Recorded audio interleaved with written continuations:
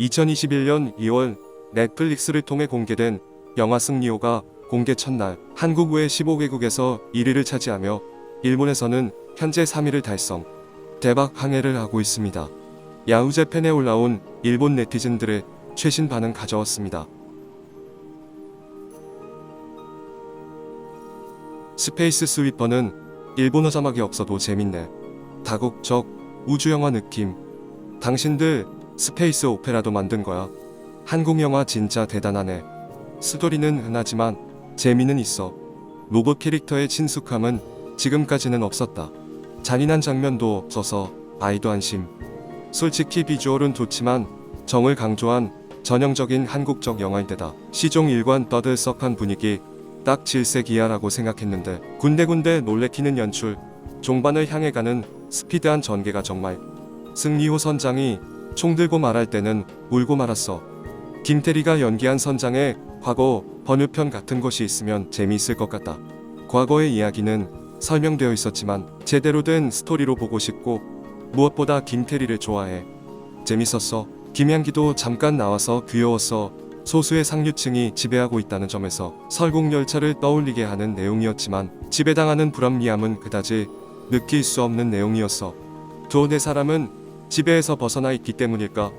다국적인 세계관이기 때문에 지금까지 많이 본 근미래 이주물 중에서 가장 세계가 하나 된 느낌이었습니다.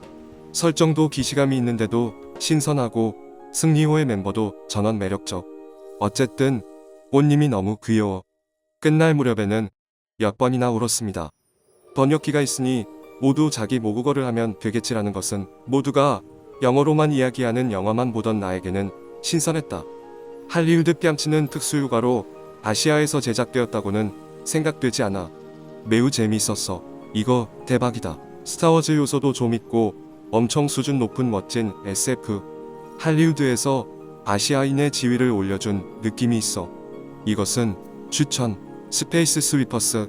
내용은 의외로 전형적이었지만 조금밖에 등장하지 않는 캐릭터도 인상적이고 볼거리도 각각 있어 끝까지 몰입해서 볼 수 있었다. 무엇보다 영상이 웅장해 보는 즐거움이 있었습니다. 한국이 내놓은 진짜 SF 대작. 기계장치나 우주선까지 세세한 부분까지 빈틈없이 짜여져 있어서 할리우드가 경계할 정도로 완성도가 좋아. 초인류 스페이스 오페라. 주요 인물들의 캐릭터 설정도 너무 잘 되어 있고 이야기도 재밌어. 울리는 감동까지 너무 재밌어. 너무 재미있었어. 진짜 대작. 고요한 영화지만 잘 만들어진 장편 SF 애니메이션을 보고 있는 느낌이 들었다. 세트나 CG에서 예산의 여유를 느낄 수 있기 때문에 배경에 저렴함이 없고 스토리도 세세한 대사로부터 깔아둔 복선을 따라 진행된 이야기에 누구도 내버려두지 않는 전개가 최고. 한국 최초의 스페이스 오페라. 설정은 거칠고 촌스러운 면이 다소 눈에 띄지만 전개는 꽤 저돌적이다. 비주얼은 상상 이상으로 세밀해서 역시 대형 스크린에서 보고 싶었어. 깊이는 별로 없지만 SF 오락작으로서는 꽤 만족할 만한 완성도. 평소에 평범한 패거리들이 활약하는 작품들은 역시 좋다. 웅장한 스케일의 SF 영화로 할리우드 영화와 비교해도 별 손색 없는 느낌. 아무튼 재밌었고 결말도 마음에 들어. 그리고 김무일 씨가 취향 저격인 역할로 출연. 행복했어요. TV 화면이 아닌 극장에서 봤다면 더 좋았을 작품. 송중기의 승리호 스페이스 스위퍼 완주. 좋았다. 울었다. 스페이스 스위퍼스나 신과 함께 같은 판타지 계열이나 2차원 계열의 작품은 개인적으로 잘 보지 않지만 할리우드 작품에 비해 한국 영화는 부모 자식 간의 사람 간의 정에 관한 에피소드도 있기 때문에 휴먼 드라마를 좋아하는 나는 보기 편했다. 스페이스 스위퍼 재밌었어. 요새 한국 영화들 지나치게 열심히 하는 거 아니야. 스타워즈에서 카우보이 비밥으로 플라네테스로 매트릭스로 타잔으로 신과 함께 급으로 이것저것 다 담겨 있어 즐거웠지만 중간에 예측하지 못한 배우의 등장으로 이성을 잃고 말았다. 출연했군요. 박사 감사합니다. CG장에 압도적인 영상미에 한국다운 진안정이나 격차 문제가 그려져 있고 각각의 캐릭터도 잘 살아있어. 우주 전함의 전투씬은 방력 그 자체. 2092년이 되어도 진성규의 무기는 도끼네. 한국의 인정 드라마와 SF가 합쳐진 새로운 장르가 나온 느낌 의외로 잘 어울렸다. 블레이드 러너의 파생적, 무국적 미래 도시는 200억 원의 제작비를 투자한 만큼 볼만하다. 하지만 결국 아이를 구하는 팀의 이야기로 테마에 참신함은 없었다. 아역 중심으로 만들어진 느낌. 한국산 SF가 실험으로 끝날지 산업으로 발전할지가 흥미롭다. 영화 스페이스 스위퍼스 4.0점. 아시아 영화 특유의 촌극 SF가 아니라 SF의 묘미가 잔뜩 담겨져 있어서 최고로 재미있었다. 드라마라고 생각했는데 영화였습니다. 스타워즈와 카우보이 비밥을 섞어놓은 느낌이랄까. 영화 퀄리티는 일본보다 100배 정도 앞서가고 있다. 중간까지 보다가 중단. 스토리 전개가 너무 뻔해서 끝까지 볼 수가 없었다. 재밌다와 함께 영화에 저렇게 돈을 들인다는 게 부러웠다. 예산 200억은 일본은 거의 없고 헐리우드는 최저 예산일 텐데 오히려 그걸로 이 정도를 만들었다고. 이러나 저러나 부럽다는 이 당황스러운 느낌. 액션 연결이 매끄럽지 못해서 무슨 일이 일어나고 있는지 이해되지 않는 부분도 있었지만 CG, 인물 조형, SF적 세계관 모두 훌륭하다. 어벤져스, 세레니티 등과 같이 서로 투닥투닥하던 멤버들이 마지막에는 똘똘 뭉쳐 싸우는 모습이 제일 외든 연출을 연상시켰다.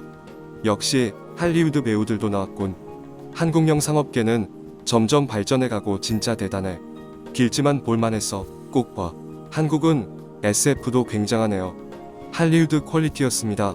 100점 100점. 꽃님이에게 언니라고 불려서 쑥스러워하는 로봇이 귀여웠다.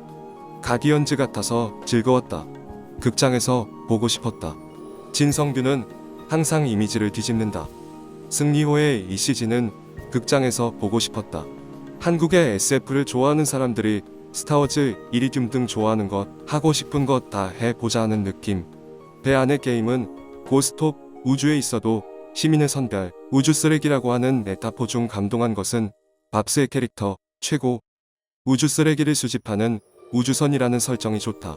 변형도 있고 밀레니엄 팔콘 같은 설정도 좋다. 돈이 들어간 게 보여서 보고 있으면 기분이 좋다. 선장이 젊은 여성인 것도 마음에 들어.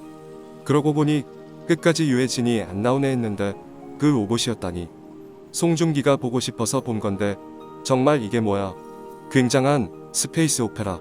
나 스타트랙 덕후인데 이 작품 좋아. 한국 굉장해. 일본에서도 스페이스 오페라를 만들었으면 좋겠어. 흥분해서 최고라는 말밖에 나오질 않아. 이걸 여러 번 볼 수 있다니 고마워 넷플릭스. 그래도 극장에서 대형 스크린으로 보고 싶은 건 어쩔 수 없네. 스페이스 스위퍼스는 한국인 이외에 한국적인 요소가 없는데 재미있는 것이 대단하다. 작품으로서 재미있는 게 대단. 역할명이 없는 군중도 포함한 극중에 나오는 캐릭터들을 보면 알 수 있듯이 스페이스 스위퍼스는 생물학적 성 젠더에 더해 인종에 대한 관점도 배인 작품이며 그 세 가지 부분에 한해서 말하면 가디언즈 오브 갤럭시 시리즈보다 진보적 묘사가 두드러진다. 세계에서 일탈한 아웃사이더들이 사회적 지위가 약한 사람과 함께하는 것은 가디언즈 오브 갤럭시 시리즈와 스페이스 스위퍼스의 공통점이라 할 수 있지만 전자는 백인, 남성 위주로 그린 반면 후자는 한국 여성 선장을 중심으로 두고 있다.